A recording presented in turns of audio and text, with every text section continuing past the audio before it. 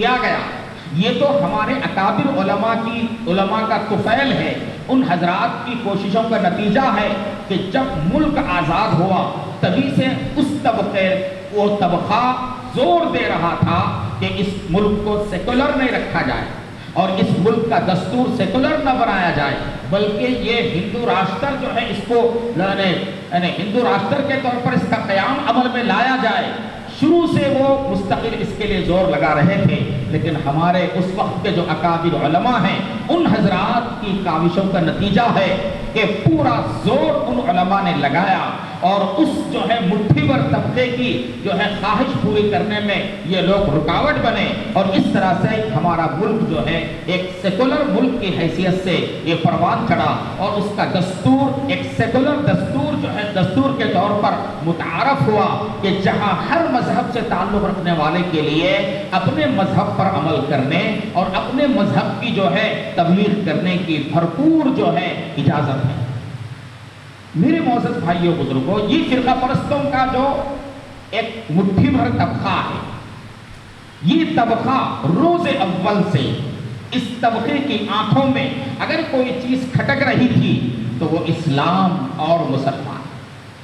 مسلسل اس کی آنکھوں میں اسلام اور مسلمان کھٹکتے رہے اور وہ اس کے لیے پریشان رہے، اور اسی وقت سے جو ہے وہ مستقل سازش کے تانے بانے بنتے رہے اور مستقل سازشیں اور منصوبہ بندیاں وہ کرتے رہے۔ معزز بھائیوں بزرگوں، آج ہم دیکھ رہے ہیں کہ اس فرقہ پرست تنظیم کی کوششیں آج بارآور ہو چکی ہیں، اور گزشتہ یوں سمجھیے کہ نصف صدی سے زائد 60-70 سال سے زائد عرصے تک جو وہ کوششیں کرتے رہے، ان کی کوششیں اخیر میں رنگ لائیں اور آج ان کے ہاتھ میں اقتدار ہے، ان کے ہاتھ میں آج اقتدار ہے، اور ان کے ہاتھ میں اقتدار آنے کے بعد اس ملک کی جو صورتحال ہے میرے معزز بھائیوں بزرگوں، بتانے کی ضرورت نہیں ہے کہ آج ہمارا ملک جو ہے کہاں کھڑا ہے۔ آج جو ہے ملک کی آزادی کا دن ہے اور 74 سال گویا کہ آزادی کو مکمل ہو چکے ہیں۔ میرے معزز بھائیوں بزرگوں، ملک کی آزادی کا مطلب یہ نہیں ہے کہ یہاں کی نہریں، یہاں کے پہاڑ، یہاں کے جنگلات اور یہاں رہنے والے جانور وہ آزاد ہو جائیں۔ ظاہر ہے کہ یہاں کے پہاڑ اور یہاں کی وادیاں اور یہاں کی ندیاں یہ تو روز اول سے جو ہے آزاد ہیں۔ ملک کی آزادی کا مطلب کیا ہے؟ ملک کی آزادی کا مطلب یہ ہے کہ یہاں بسنے والے مختلف قومیتوں اور مذاہب سے تعلق رکھنے والے جو انسان ہیں، یہاں کے باشندے ہیں، ان کو حقیقی معنی میں آزادی ملے۔ میرے معزز بھائیوں بزرگوں، ہمارے بڑوں نے بزرگوں نے آزادی کی ایک جنگ لڑی، لیکن اب ملک کو اور یہاں بسنے والے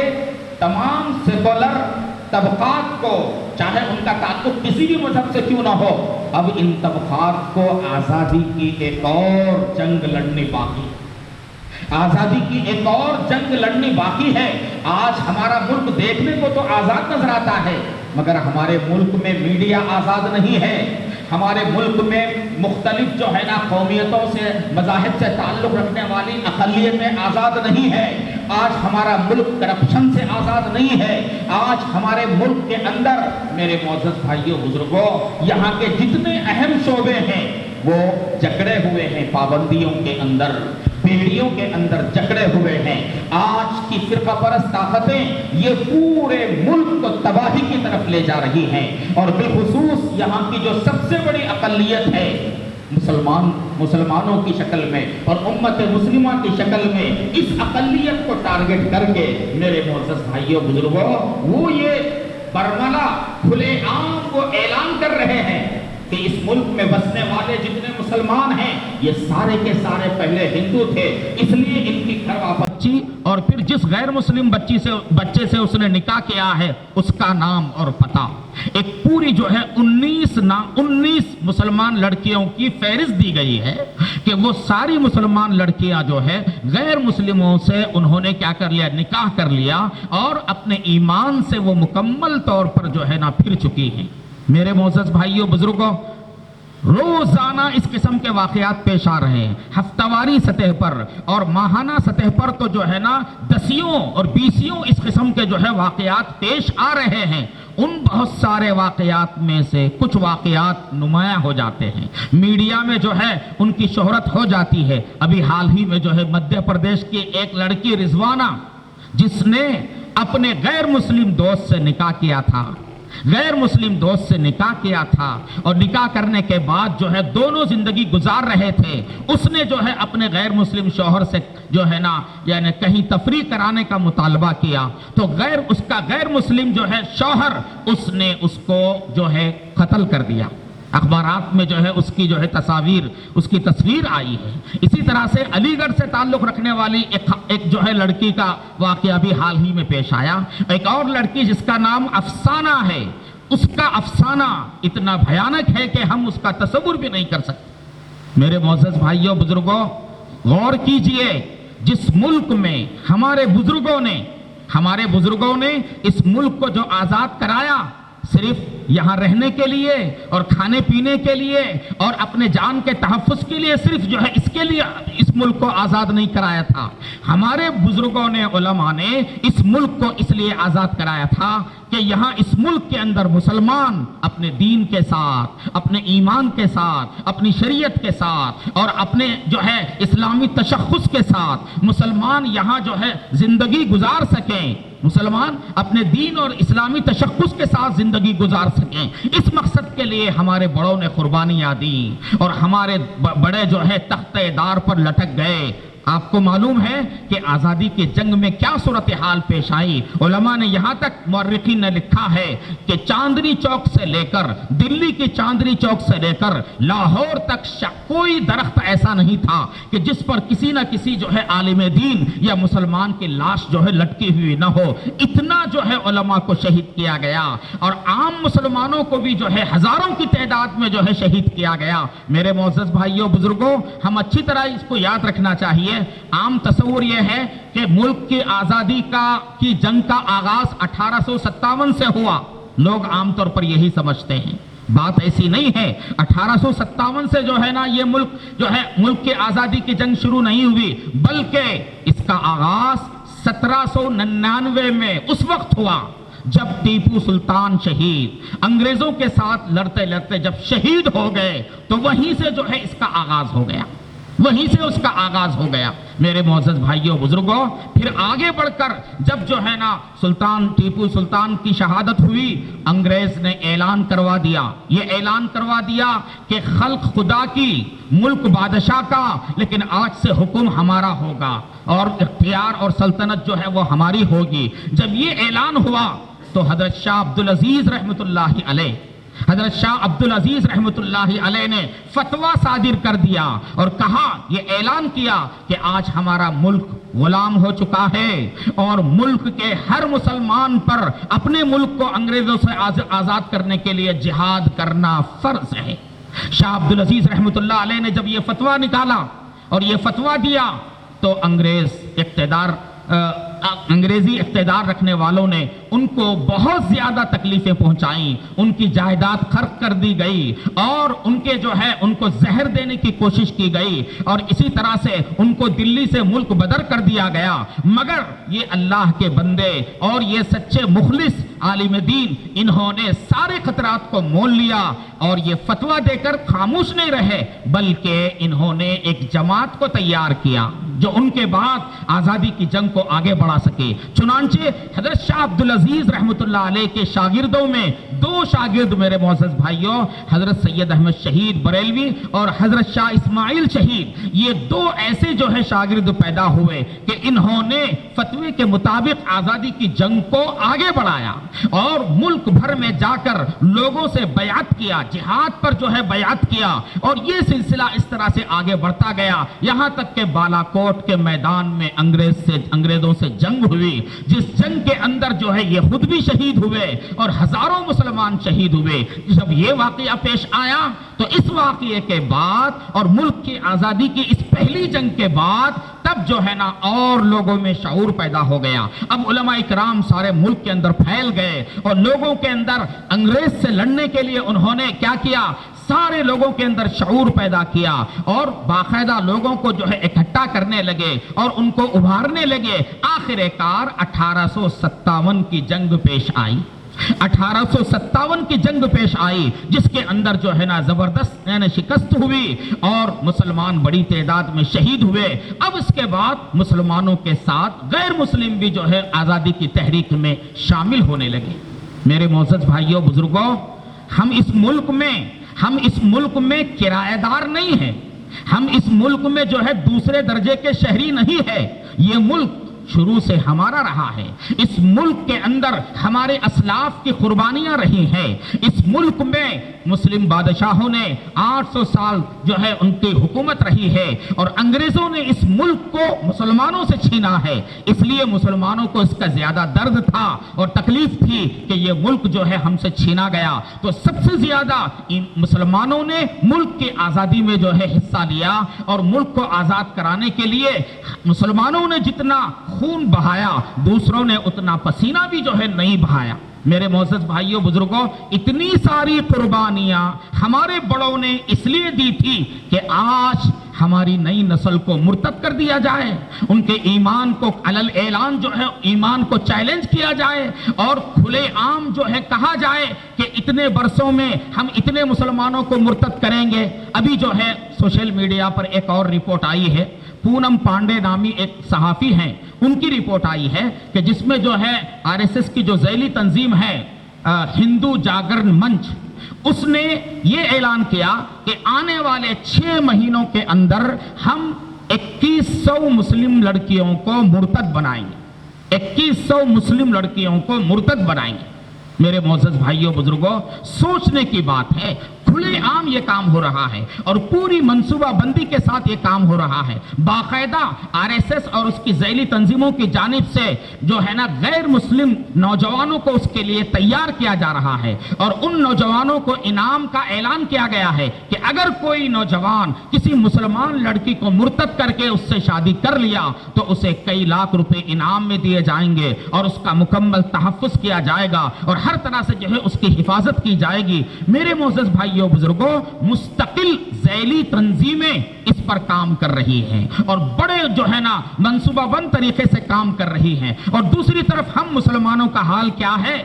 الامان الحفیظ. ہماری قوم اتنی بے حس ہو چکی ہے اور اس قدر ہم پر غفلت طاری ہے کہ ہماری نئی نسل ارتداد کے دہانے پر پہنچ رہی ہے. ہماری بچیاں مرتد ہو کر اپنے ایمان کا سودا کر کے وہ جو ہے نا اپنی زندگی سے بھی وہ ہاتھ دھو رہی ہے. مگر ہم کیا کہتے ہیں؟ ہم میں سے ہر آدمی یہ سمجھ رہا ہے کہ بھائی میرے گھر میں تو ایسا واقعہ نہیں ہوا ہے، مجھے پریشان ہونے کی کیا ضرورت ہے، مجھے پریشان ہونے کی کیا ضرورت ہے. میرے معزز بھائیوں بزرگوں، آج کا یہ جو اجلاس بلایا گیا ہے، یہ اجلاس صرف ایک اجلاس کے طور پر گفتن برخاستن نہیں ہے، بلکہ یہ اجلاس اس لیے بلایا گیا ہے کہ یہاں کے جتنے ہمارے علماء کرام ہیں، بالخصوص صدر جمعیت العلماء مولانا حافظ ندیم صدیقی صاحب، ان کی سرپرستی میں اور اسی طرح سے یہاں کے جو اکابر علماء ہیں ان کی سرپرستی میں باقاعدہ اس فتنے کے سدباب کے لیے آج کے اس اجلاس میں کوئی لائحہ عمل بنا دیا جائے اور کل سے جو ہے اس پر مستقل جو ہے کام کیا جائے. اگر یہ اجلاس کسی لائحہ عمل پر ختم ہوتا ہے اور پھر اس کے بعد ہم لوگ جو ہے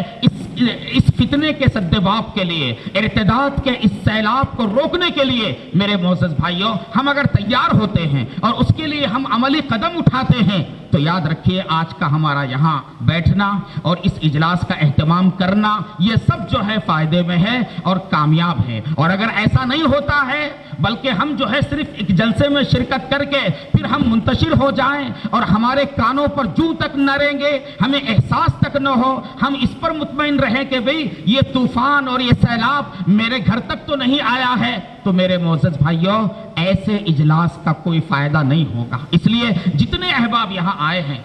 مجھے امید ہے کہ ماشاءاللہ شہر کے یعنی بااثر لوگ بھی اس میں ہوں گے، شہر کے عمائدین بھی ہوں گے، اور یہاں بہت سارے عصری تعلیم سے تعلق رکھنے والے اور مختلف عصری شعبوں سے تعلق رکھنے والی شخصیات بھی اس میں ہوں گی۔ تو ہم سب مل کر میرے معزز بھائیوں بزرگوں اس فتنے کے سدباب کے لیے، آپ یہ مت دیکھیے کہ آپ کے شہر میں ایسا کوئی واقعہ ہوا ہے یا نہیں ہے، ایک شہر کا معاملہ نہیں ہے اور ایک جو ہے نا دیہات کا معاملہ نہیں ہے، بلکہ یہ تو پورے ملک کا معاملہ ہے، اور ملک کی کوئی ریاست ایسی نہیں ہے جہاں ارتداد کا یہ سیلاب آگے نہ بڑھ رہا ہو، اور جہاں کھلے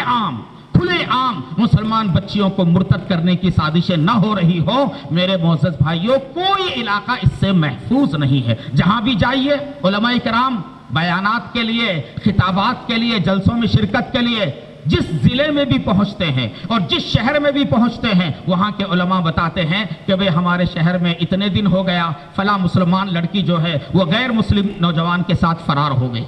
اتنی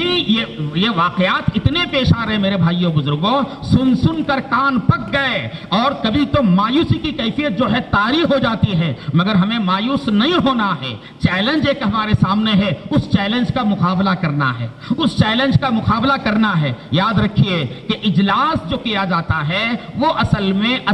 کرنے کے کام کے لیے شعور پیدا کرنے اور فکر دلانے کے لیے اجلاس ہوتا ہے۔ اجلاس کا یہ مطلب نہیں ہے کہ بس اجلاس کر کے ہم خاموش بیٹھ جائیں، اجلاس سب کچھ نہیں ہے۔ اصل کیا ہے؟ اجلاس کے نتیجے میں ہمارے اندر ایسی فکر پیدا ہو جائے کہ ہم ایک لاہے عمل بنا لیں، اور دوسرے ہی دن اس لاہے عمل کو جو ہے یعنی عملی شکل دینے کے لیے ہم تدبیریں کرنے لگے۔ میرے معزز بھائیوں بزرگوں، مسلمان بچیاں مرتد ہو رہی ہیں۔ اگر ہم جو ہے سوشل میڈیا پر جو ہے اس کا واویلا کریں، یا جو ہے اپنے بیانات میں جو ہے اس پر چیخ پکار کریں، تو ظاہر بات ہے ارتداد کا یہ طوفان تھمنے والا نہیں ہے۔ ارتداد کا یہ طوفان تب تھمے گا جب ہم عملی قدم اٹھائیں گے۔ میرے معزز بھائیوں بزرگوں، ہماری بچیاں جو مرتد ہو رہی ہیں، اس میں ایک بنیادی سبب بچیوں کا، ہماری نئی نسل کا دین سے ناواقف ہونا۔ ہم نے کبھی اپنے بچوں کو نہیں بتایا، اپنی جو ہے بچیوں کو نہیں بتایا کہ ایمان کیا ہے، ایمان کی قدر و قیمت کیا ہے، کل قیامت کے دن جو ہے ایمان کے نتیجے میں آدمی کو کیا ملنے والا ہے۔ اللہ تو فرما رہے ہیں کہ اے ایمان والو، اللہ سے ڈرو اور مرتے دم تک ایمان کی حفاظت کرو، وَلَا تَمُوتُنَّ إِلَّا وَأَنْتُمْ مُسْلِمُونَ۔ اللہ تعالیٰ کا ہم سے یہ مطالبہ ہے کہ مرتے دم تک ایمان کو بچانا ہے، ہماری نسلوں کے ایمان کو بچانا ہے۔ تو ایسی صورت میں میرے معزز بھائیوں بزرگوں،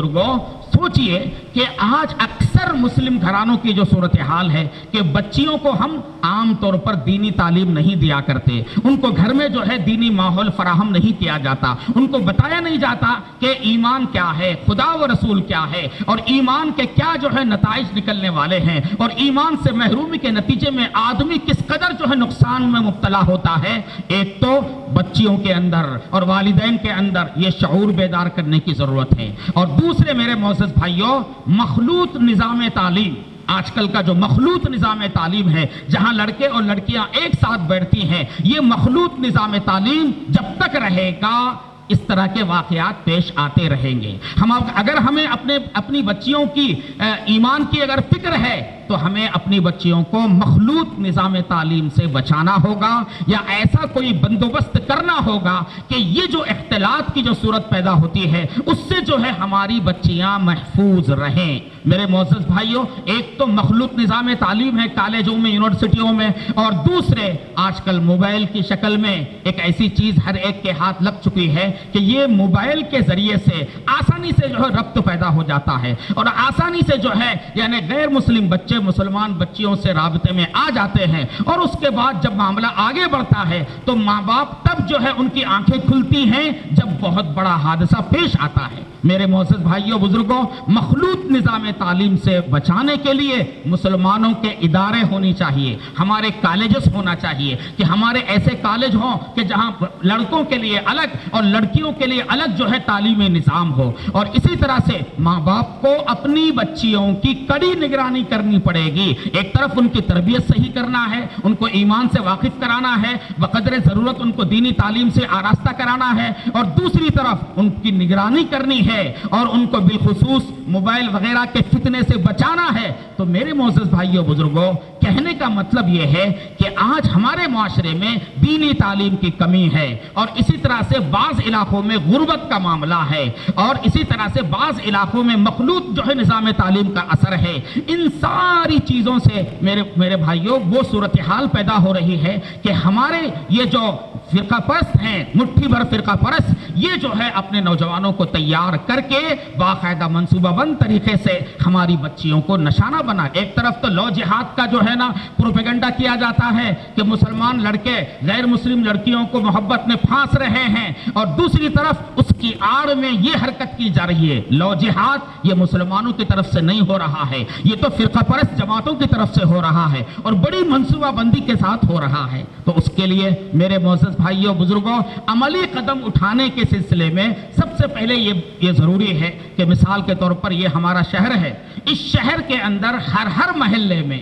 ایسا ایک مختصر سا پروگرام رکھا جائے کہ جہاں اس محلے کی ساری خواتین اور اس محلے کی ساری لڑکیاں جو ہے جمع ہو، اور علماء کرام کا جو ہے خطاب رکھا جائے، اس میں جو ہے ملک کی صورتحال کو بتایا جائے، ایمان کی قدر و قیمت کیا ہے اور دین کی اہمیت کیا ہے، اس سلسلے میں ان کو جو ہے توجہ دلایا جائے۔ ایک تو بیداری شعور کے لیے ہم کو یہ کام کرنا ہے، اور دوسری میرے معزز بھائیوں بزرگوں، ہمیں جو ہے نا والدین کو سمجھانا ہے اور والدین کے اندر فکر پیدا کرنی ہے۔ جب تک ہم عملی قدم نہیں اٹھائیں گے اور محلہ محلہ اور بستی بستی جا کر اس سلسلے میں بیداری نہیں پیدا کریں گے، اور پھر اس قسم کے واقعات پر روک لگانے کے لیے جو عملی تدبیریں ہو سکتی ہیں، ان تدبیروں کو جب تک ہم اختیار نہیں کریں گے، یاد رکھیے یہ طوفان تھمنے والا نہیں ہے اور یہ سیلاب رکنے والا نہیں ہے۔ اتنی ساری تنظیمیں ماشاءاللہ ہمارے ملک میں، ایک دو نہیں سینکڑوں تنظیمیں دین کے لیے کام کر رہی ہے، ملت کے لیے کام کر رہی ہے۔ اس ملک کے اندر ہزاروں مدارس ہیں، اور اس ملک کے اندر جو ہے لاکھوں کی تعداد میں علماء کرام ہیں۔ اتنا سب کچھ ہوتے ہوئے اگر ہماری بچیاں ایمان سے مرتد ہوتی ہیں تو یہ ہم سب کے لیے لمحے فکریہ ہے، ہم سب کے لیے لمحے فکریہ ہے۔ میرے بھائیوں، ہم سب کو جو ہے خواب غفلت سے بیدار ہونے کی ضرورت ہے۔ ہر نوجوان کو اس کے اندر غیرت آنا چاہیے کہ میرے ہوتے ہوئے میری مسلمان بہن ایمان کا سودا کرے، یہ نہیں ہو سکتا۔ جیسے نبی پاک صلی اللہ علیہ وسلم کے وصال کے بعد جب ارتداد پھیلنے لگا بعض قبیلوں میں، تو تب حضرت صدیق اکبر نے جنگ کا اعلان کیا اور یہ کہا کہ اَيُنْقَصُ الدِّينُ وَأَنَا حَيٌّ، میرے جیتے جی دین میں کمی آئے یہ نہیں ہو سکتا، میرے جیتے جی دین میں کمی آئے یہ نہیں ہو سکتا۔ ہر مسلمان کے اندر یہ غیرت صدیقی ہونا ہے کہ کوئی مومن اگر کہیں مرتد ہوتا ہے، کسی کے ایمان پر اگر ڈالا جاتا ہے، تو دوسرے جگہ کے مومن کو بے چینی ہونی چاہیے اور اس کے لیے وہ فکر مند ہونا چاہیے۔ یہ حمیت اور غیرت میرے معزز بھائیوں ہر مومن اور ہر مسلمان کے اندر پایا جانا نہایت ضروری ہے۔ اس کے بعد ہم سنجیدہ کوششیں کریں گے، علماء کرام کو لے کر جو ہے نا اس کے لیے عملی تدبیریں اختیار کریں گے تو انشاءاللہ کامیابی ملے گی، ضرور کامیابی ملے گی۔ بس شرط یہ ہے کہ ہم اس کو معمولی نہ سمجھیں۔ ارتداد کا یہ سیلاب معمولی نہیں ہے، جس تیز رفتاری سے یہ بڑھ رہا ہے، یاد رکھیے آنے والے دنوں میں اس کے نتائج بڑے خطرناک ہو سکتے ہیں۔ تو مجھے امید ہے کہ ماشاءاللہ اتنا بڑا مجمع جو یہاں جمع ہوا ہے ضرور جو ہے یعنی اس مسئلے پر غور کرے گا، اور ہمارے جو اکابر علماء کرام یہاں موجود ہیں ان کی طرف سے جو رہنمائی کی جائے گی، میں سمجھتا ہوں کہ یہ نوجوان اور یہ مختلف شعبوں سے تعلق رکھنے والے یا شہر کے عمائدین انشاءاللہ ضرور جو ہے آج کے اس اجلاس میں کوئی لائحہ عمل طے کریں گے، علماء کو لے کر مستقل جو ہے اس سلسلے میں عملی قدم اٹھائیں گے۔ اللہ پاک ہم سب کو علم صحیح اور عمل صحیح کی توفیق عطا فرمائے۔ وآخر دعوانا ان الحمد للہ رب العالمین۔